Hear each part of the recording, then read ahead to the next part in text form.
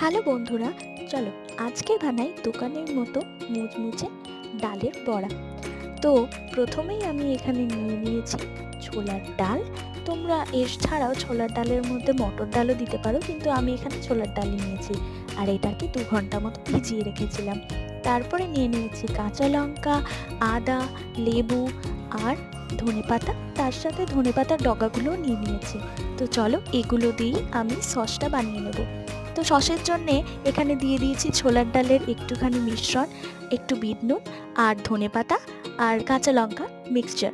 তারপরে আমি ছোলার ডালের পেস্টের মধ্যে দিয়ে দিয়েছি কাঁচা লঙ্কা, ধনেপাতা আর আদা, আর তার সাথে দিয়েছি নুন, হলুদ আর জিরে গুঁড়ো।